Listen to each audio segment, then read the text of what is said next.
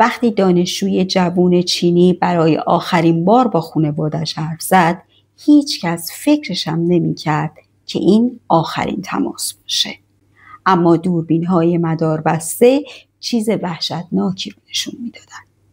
با من همراه باشید. سلام، من آزادم و پرونده‌های جنایی تعریف می‌کنم. بریم به آمریکا، جایی که یینگ ژانگ، دانشجوی پست‌داک یا پسادکترای خودمون، بورسیه گرفته بود برای دانشگاه ایلینوی. او قرار بود 1-2 ساعت بره بیرون از خوابگاه که خونه ای رو که میخواست اجاره بکنه قراردادش رو ببنده. اون موقع هیچ کس فکرش هم نمی کرد که اون رفتن کوتاه سرآغاز یکی از مرموزترین پرونده های جنایی ناپدید شدن توی آمریکا باشه. او یه دانشجوی چینی بود و ناپدید شدنش یه چیز عادی نبود که بخوایم از کنارش بی تفاوت بگذرن. 300,000 دانشجوی چینی توی اونجا داشتن تحصیل میکردن و حفظ امنیت اونا به عهده دولت بود. پلیسا همه دوربین‌های مداربسته اطراف دانشگاه و همینطور دانشگاه رو چک کردن. توی ویدیو دختر ریزنقش و لاغرندام رو دیدن که زیر آفتاب نزدیک ظهر داره میدوه که به اتوبوس برسه، اما جا چند ثانیه بعد یه خودروی مشکی رنگ از دور نزدیک میشه و جلوش توقف میکنه. یان ژانگ مکث میکنه، یه صحبتی رد و بدل میشه، در ماشین باز میشه و ژانگ سوار میشه و ماشین حرکت میکنه. این آخرین تصویری بود که جهان از ژانگ به یاد داره. ژانگ سال 1999 در چین توی خانواده معمولی اما صمیمی و پرتلاش به دنیا اومد. پدرش راننده بود و مادرش هم خونه‌دار، یه برادر کوچکتر از خودش هم داشت. ژانگ خیلی دختر باهوشی بود و پدر مادرش دوست داشتن که اون بتونه ادامه تحصیل بده. ولی اونقدری پول نداشتن که بتونن ازش حمایت بکنن. ژانگ که خیلی دوست داشت استاد دانشگاه باشه، فکر کرد که باید روی خودش حساب وا کنه. با تکیه به همین علاقه و پشتکار، او اولین عضو خانواده‌اش میشه که توی یکی از دانشگاه‌های معتبر چین قبول میشه، توی رشته محیط زیست. دکتراش هم سال 2016 میگیره از دانشگاه سنگاپور. سخت کوشیاش بالاخره جواب میده. با 30 تا مقاله و کتاب بورسیه میشه برای فرصت تحقیقاتی توی دانشگاه ایلینوی. سال 2017 هم راهی آمریکا میشه. یه نامزدم داشتش که قرار میشه بعد از اینکه برگشت به چین اونجا با هم دیگه ازدواج بکنن. مهاجرت برای او تنها یه تجربه تحصیلی نبود، رد پایی بود برای آینده‌ای بهتر، هم برای خودش هم خانواده‌اش. دختری بود مؤدب و آروم، متواضع و خونگرم. هم اتاقیاش میگفتند که خیلی همیشه آماده بود که به دیگران کمک کنه و مهربون بود. هم دوستش داشتن. وقتی 9 ژوئن 2017 از هم اتاقیاش خداحافظی میکنه، خیلی خوشحال بود از اینکه یه خونه پیدا کرده که بتونه مستقل باشه و بتونه که تحقیقاتش رو سریعتر انجام بده. چون این آخرین روزایی بود که دوست داشت با ژانگ بودن، قرار شد که یه دوره همی دوستانه‌ای رو با بچه‌های خوابگاه داشته باشن. بچه‌هام حسابی سنگ تمام گذاشته بودن. از غذا، کیک، نوشیدنی همه چی رو فراهم کرده بودن. شب شد اما ژانگ نیومد. دیگه حسابی نگران شدن دوستاشو با 911 تماس گرفتن.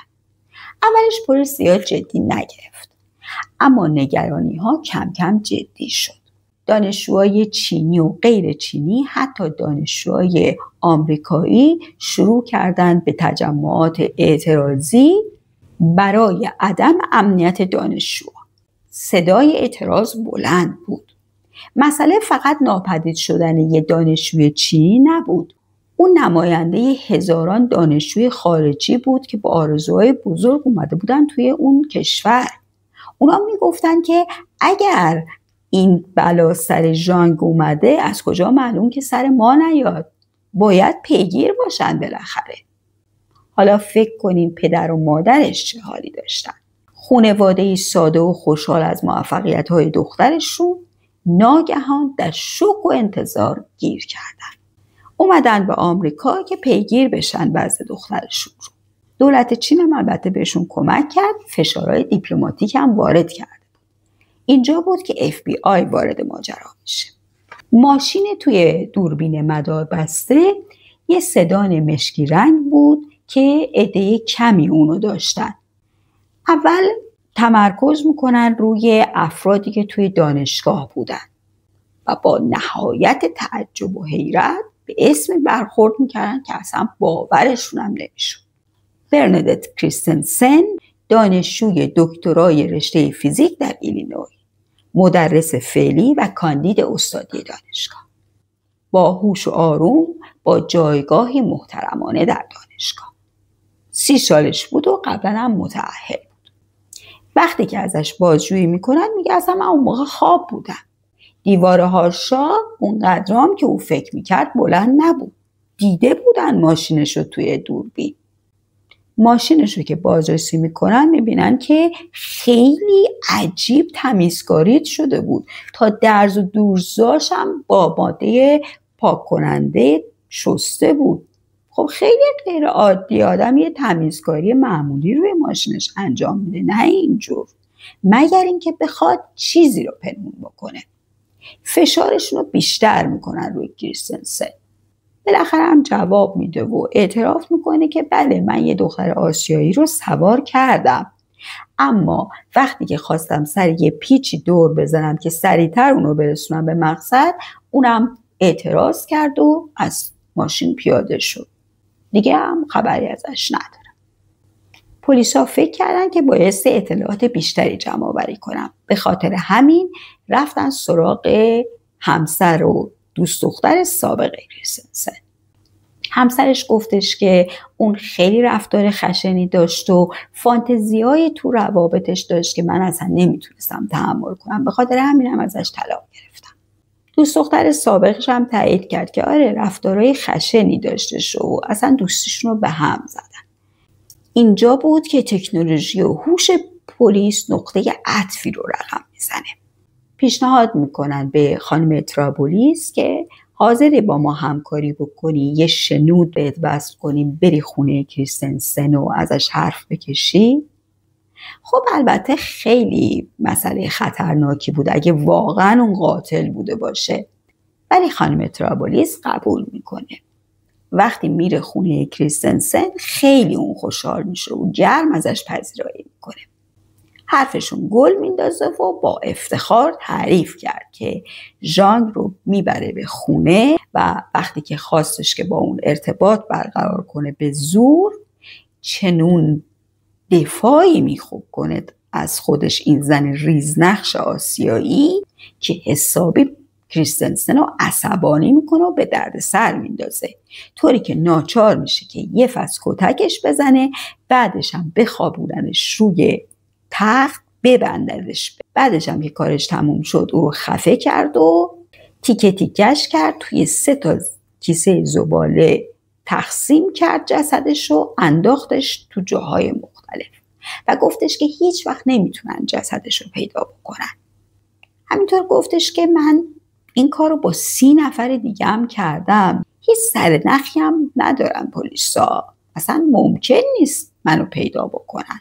منی که انقدر باهوشم، من باهوش، من برتر، خودشیفته، متجاوز، نفرت انگیز.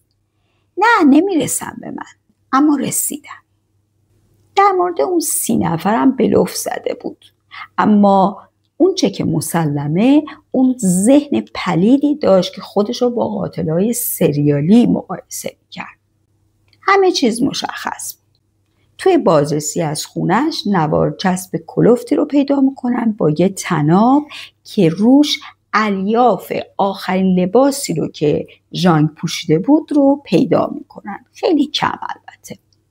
شنود و اعتراف کتبیش هم که میگیرن، ضمیمه پرونده میکنن و میفرستن دادگاه. سال 2019 دادگاهش تشکیل میشه. به خاطر ربودن و قتل برنامه ریزی شده محکوم به حبس ابد بدون امکان آزادی مشروط میشه. با توجه به حساسیت پرونده و اینکه توی اون ایالت همچنان حکم اعدام پابرجا بود، میشه گفت حکم کمی بود. به خاطر همین کریستنسن یه لبخندی میزنه که خیلی نفرت انگیز بود، در حالی که خانواده ژانگ حسابی اعتراض میکنن به این حکم و میخواستن که اون اعدام بشه. جسد ژانگ هرگز پیدا نشد. این موضوع تا امروز مثل یک زخم باز برای خانواده‌اش باقی مونده. حتی ازدواج برادرش و نوه‌دار شدنشون هم نتونست این زخم رو التیام بده. این پرونده نشون داد که نبایستی تکمون به ظاهر افراد باشه و تحصیلات و ظاهر آراسته و جایگاه اجتماعی بالا مدرکی برای انسانیت نیست. گاهی پشت ظاهر پرزرق و برق آدما ذهن پلیدی خوابیده که اتفاقا در افراد تحصیل کرده میتونه خیلی خطرناکتر هم باشه. و اینکه سیستم قانونی باید در برابر هوش جنایتکاران به ابزارهای قوی‌تری مجهز باشه تا اینکه جسد رو حداقل بتونن پیدا بکنن. و اینکه جان انسان‌ها به خصوص مهاجران و اقلیت‌های نژادی خیلی مهمه و نباید در سایه بی‌توجهی گم بشه. نظر شما چیه؟ خیلی دوست دارم که نظرتون رو کامنت بذارین که برای من خیلی ارزشمنده. تا اینجا که با من همراه بودین معلومه که دوست داشتین پرونده رو. لایک و سابسکرایب رو فراموش نکنین. خدا نگهدار تا